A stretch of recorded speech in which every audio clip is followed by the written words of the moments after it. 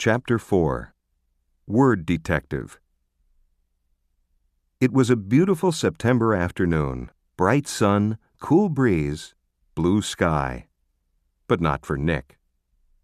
Nick had to do a little report for the next day, plus copy out all the definitions for 35 words. For Mrs. Granger. This was not the way school was supposed to work. Not for Nick. There was a rule at Nick's house. Homework first. And that meant right after school. Nick had heard his older brother James groan and grumble about this rule for years, right up until he graduated from high school 2 years ago.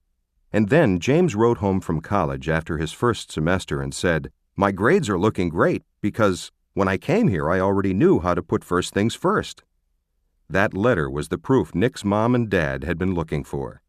Homework first was the law from September to June. This had never bothered Nick before because he hardly ever had homework. Oh, sure, he looked over his spelling words on Thursday nights, and there had been a few short book reports in 4th grade, but other than that, nothing. Up to now, schoolwork never spilled over into his free time. Thanks to Mrs. Granger, those days were gone. First, he looked up the definitions in the brand-new red dictionary that his mom had bought because Mrs. Granger told her to. It took almost an hour.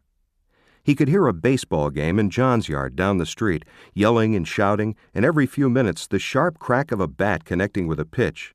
But he had a report to do for Mrs. Granger. Nick looked at the very front of the dictionary. There was an introduction to the book called Words and Their Origins.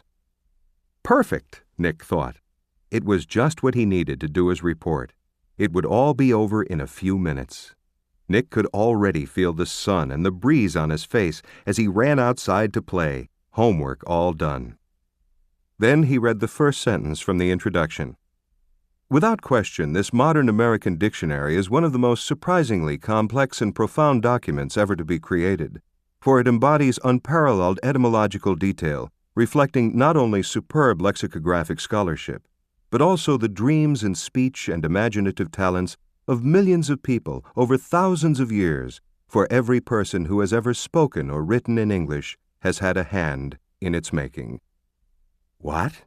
Nick scratched his head and read it again. And then again. Not much better. It was sort of like trying to read the ingredients on a shampoo bottle. He slammed the dictionary shut and walked downstairs. Nick's family did a lot of reading, so bookshelves covered 3 of the 4 walls in the family room. There were 2 sets of encyclopedias. The black set was for grown-ups, and the red set was for kids. Nick pulled out the D volume from the red set and looked up dictionary. There were 3 full pages, with headings like Early Dictionaries, Word Detectives, and Dictionaries Today. Not very exciting, but he had to do it, so Nick just plopped down on the couch and read all of it. And when he was finished with the kids' book, he opened up the black encyclopedia and read most of what it said about dictionaries, too. He understood only about half of what he read. He leaned back on the couch and covered his eyes with his arm, trying to imagine himself giving a report on all this boring stuff. He'd be lucky to have 3 minutes worth. But because Nick was Nick, he suddenly had an idea, and it brought a grin to his face. Nick decided that giving this report could actually be fun. He could make it into something special. After all, Mrs. Granger had asked for it.